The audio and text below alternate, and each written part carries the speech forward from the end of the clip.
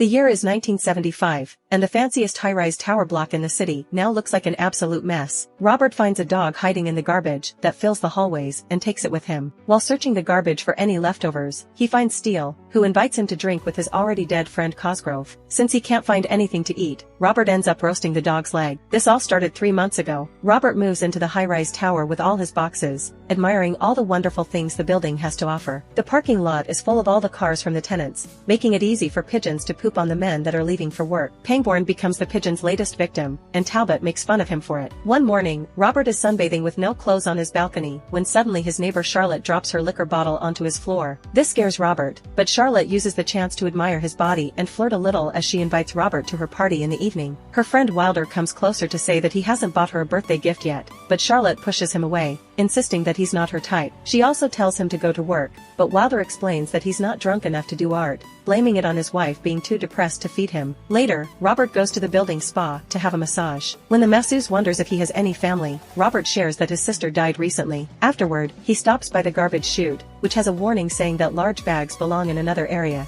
but Robert drops his bag in anyway. Then Robert heads to the School of Physiology, where he is a teacher. For today's class, he starts dissecting a human head, which disgusts his students so much that Monroe faints. In the evening, Robert goes to Charlotte's party and chats with Wilder's pregnant wife Helen. Suddenly Steele shows up and begins scolding Robert for clogging the chute earlier. Robert apologizes, but Steele stays mad. To get him off their backs, Helen points out that Steele's wife is going into the bathroom with Cosgrove, so Steele rushes to intervene. Afterward, Helen watches her husband flirt with Charlotte, which makes Robert feel awkward, but Helen just ends up excusing herself. The party carries on with lots of drinking and adults chatting while Charlotte's son, Toby, watches from his room. The next day, Robert calls the hospital to excuse himself from work and joins Charlotte at a pool party with Helen, her kids, and the middle to lower floor tenants. However, Robert refuses to get in a swimsuit. Suddenly he's approached by Simmons, who announces that the building's architect wants to see him. Robert is taken to the building's amazing penthouse and meets Royal, who explains that he wants to build 4 more similar buildings around the nearby lake, to make them look like an open hand with the lake as the palm. The blueprint makes Robert think that it looks like a psychic event. Next, Royal shares that he had a car accident, but Robert immediately explains that he isn't a physiotherapist, so he can't help Royal with his injury. In the end, Royal invites Robert to a game of squash and to his wife's party, the day after tomorrow. On his way to the elevator, Robert notices a painting in the dining hall and finds Royal's wife and trying to fix the air conditioning. Robert offers to help, only to end up breaking it more. Later in the evening, Robert has dinner with Charlotte and they end up getting intimate on top of her balcony table. Charlotte explains that Royal never invited someone over since his accident, so Robert getting to see him was very unusual. She also knows that Robert's sister died, saying that she learned it because all the walls have ears. Their fun time is suddenly interrupted by Toby,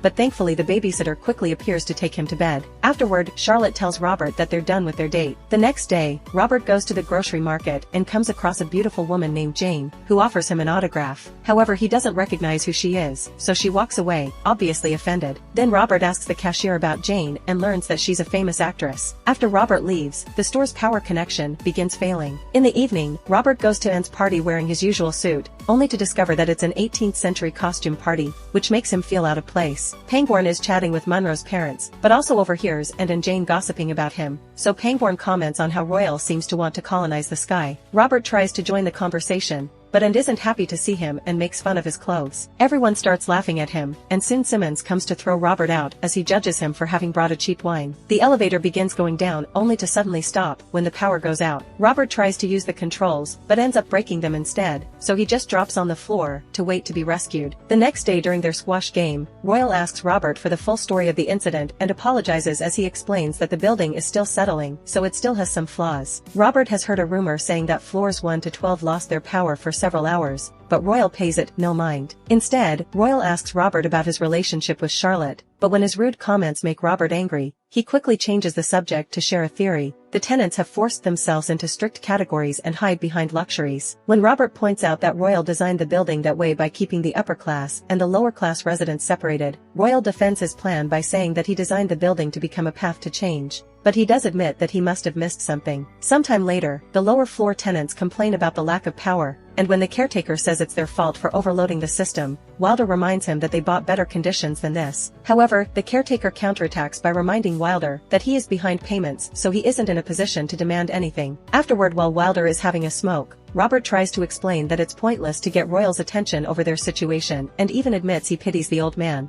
which Wilder finds ridiculous. Meanwhile, Helen is stuck at home with the children, and when the news reports a prison riot, she switches the channel to prevent her kids from seeing it. At the medical school, Robert receives Monroe's medical reports revealing that he's in perfect health. However, since Robert thinks his student is too arrogant, he decides to teach him a lesson and tells him he has a brain tumor, which leaves Monroe speechless. Some days later, Wilder throws a huge party full of very loud kids as a way to protest against the building's inequality. He also thinks that the only reason someone from the middle-class floors like Robert has befriended them is to keep the lower tenants quiet. When Helen mentions that their kids were banned from the pool for being too noisy, Wilder gets furious and gathers the children to take them to the pool anyway, where they crash a party thrown by the upper class. Meanwhile, Toby and Robert share stories about their families. Robert says that he hadn't been the kind of son his father could be proud of, while Toby reveals that his birth father actually lives on the upper floors. Then Robert tries to take Toby home, but since the elevators aren't working, they decide to take the stairs. There they bump into Simmons, who calls Robert a social climber. Suddenly, the power goes out in the entire building, including Royal's penthouse. The upper-class tenants decide to leave the pool, but first they make sure to threaten Wilder's career. Monroe has trouble making his way back to his apartment and ends up finding the upper-class tenants gathered around the broken elevator. He drunkenly bangs on the controls, but it's pointless. After taking Toby home, Robert goes to the pool to check on Wilder only to discover a dog has drowned during the chaos, which soon gets worse. Since the entire building is out of power, the lower floor tenants start a party in the corridor. Wilder joins the party and tries to hit on a drunk woman, but her husband quickly takes her away, which angers Wilder and causes him to beat the man up. Talbot and Charlotte discuss if they should stop him and decide it's better to stay away from it. It's Robert who ends up trying to stop the fight, only to get hit in the face. Wilder encourages Robert to get wild, and after some hesitation, Robert decides he may as well have fun too. Meanwhile, a drunk and depressed Monroe goes to the balcony to self-delete. The following morning, Robert tries to get ready for work, but when he turns on the faucet, water doesn't come out. Charlotte is there lamenting Monroe's death and wondering why Robert hasn't unpacked his boxes, but Robert doesn't answer. Then she changes the subject to Talbot's theory that every tenant has decided to cross a line, meaning it'll only get worse from now on. Suddenly, Wilder starts banging on Robert's door, demanding to be introduced to Royal. Apparently, he wants to make a documentary about the building and start with Monroe's death, which suspiciously hasn't attracted the attention of the police. However, Robert doesn't answer the door because he thinks Wilder is slowly losing his mind. Once Wilder finally gives up and leaves, Robert advises Charlotte to stay away from Wilder, but she thinks it's ridiculous. Charlotte doesn't think Wilder is capable of being harmful, yet Robert can't stop thinking about the drowned dog. At that moment, Toby peeks from the upper balcony with a kaleidoscope, and when Robert asks him what he sees, Toby says he sees the future. In the meantime, the other upper-class tenants gather to discuss how the poor people are out of control. Mainly Pangborn keeps on insisting on his plan. They should show the lower floor tenants that they can throw a better party and control all necessary resources. In his apartment, Wilder is gathering his equipment for the documentary, ignoring Helen when she points out that he's never home. Before Wilder leaves, Helen reminds him that they need money, but instead of helping, Wilder takes the few bills from the table. At the parking lot, Robert sees the car where Monroe landed and feels guilty over lying to the young man. Robert tries to find his own car to no avail, so he has no choice but to go back to his apartment. Meanwhile, Steele keeps on trying to unclog the chute, which has become almost an impossible task. Suddenly, Royal's dog runs past him, so Steele chases after it with a golf club. At the penthouse, and gets tired of the chaotic situation and decides to leave, but Royal forbids her and even slaps her, causing Anne to point out that it's the first time he touched her in months. At that moment, the elevator opens, and Royal finds his dog injured inside. During the following days, Robert doesn't know how to deal with his current situation and ends up sleeping in his office. He spends his time doing exercise and working, only going home to change clothes. Meanwhile, the chaos in the rest of the building keeps getting worse, and the tenants become wilder by the second. To make matters worse, the maintenance crew refuses to work,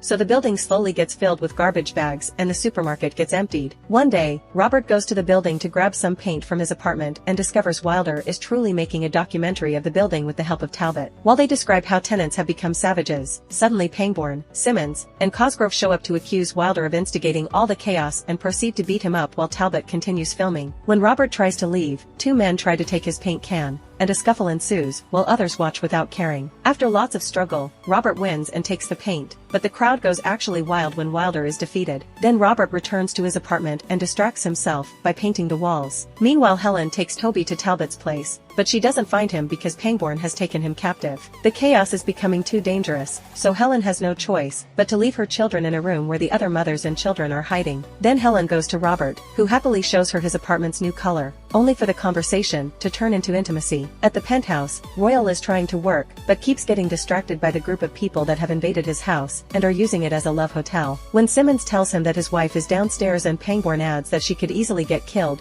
Royal goes to the lobby where he finds Wilder, who has been thrown out of the building by Pangborn. Wilder doesn't know who Royal is and simply tells him to be careful. At that moment, a police officer knocks on the entrance and asks Royal if everything is alright, but Royal pretends he has things under control. Eventually Royal finds his wife, who's being forced to run on a conveyor belt by the lower floor tenants. Meanwhile, Wilder demands the key to the penthouse from Royal's former maid, but the woman suggests using Charlotte to bait Royal, implying that they used to have an affair. Then the maid gives Wilder a gun, claiming that it's his key to the penthouse. Back to Helen, she's still hanging out with Robert and shares that Charlotte mentioned he was the best amenity in the building, which Helen now agrees to. When Helen leaves, Steele notices her and suggests using her to barter for food, but Robert refuses. Helen tries to make her way to the children, however she gets captured. Meanwhile, Wilder is going crazy in Charlotte's apartment, and when she finally shows up, Wilder reveals that he knows that Royal is Toby's biological father. Then he drags Charlotte into Toby's room to take advantage of her. The next day, a beaten-up Charlotte is forced to serve Wilder food and liquor,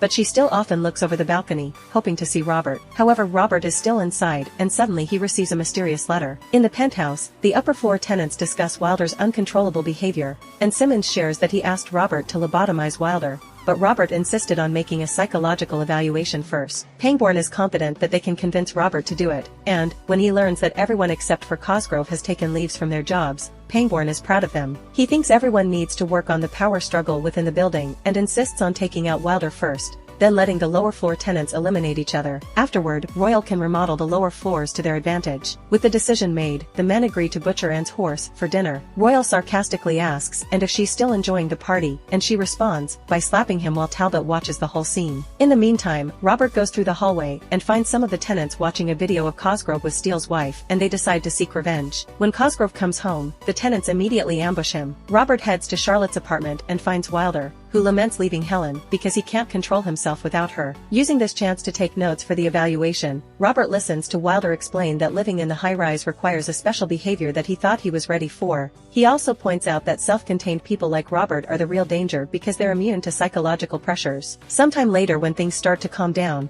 Jane and Anne find Charlotte and take care of her wounds, while others begin doing laundry at the pool. Helen is forced to clean up the penthouse, but at that moment she goes into labor. Robert cleans up Charlotte's apartment, not knowing that Toby watches him from a hole in the ceiling. Once he's done cleaning, Robert leaves the apartment, only to be captured by Simmons, who drags him to the penthouse. Robert tells the group that he refuses to lobotomize Wilder, claiming that he might be the sanest man in the building. Furious by this disobedience, Pangborn ties a makeshift wing around Robert's neck as he threatens to throw him out, but Royal walks in and stops them. Later in the evening, Helen gives birth in the penthouse, while Robert joins Royal for dinner. Royal refuses to leave the building and believes its failure has opened a chance for the tenants to experience a new life. Suddenly Wilder climbs out of the vent looking for Helen, only to see Royal first. He immediately demands Royal to confess he orchestrated the chaos and inequality, accusing him of hiding behind women and children. This angers Royal, who tries to attack Wilder, but ends up being shot instead. When the women from the upper floors hear the gunshot, they quickly corner Wilder and attack him, while Toby watches everything through his kaleidoscope. The next day, Robert and Helen help clean up the building while Anne and the other women are happy to care of Helen's baby. With the declining mental health of the tenants, Robert considers opening a private practice, although to be fair, he isn't exactly doing better than them. After cooking Royal's dog's leg, Robert reunites with Charlotte and wonders if the second high-rise building will also fall the way they did. Charlotte asks him who he was talking to, and Robert answers that he was talking to the building. Outside, Toby has created a radio tower where he listens to a recording of Margaret Thatcher declaring that there will never be political freedom as long as there is state capitalism. Make sure to subscribe and turn on notifications so you can watch more videos like this. Thanks for watching.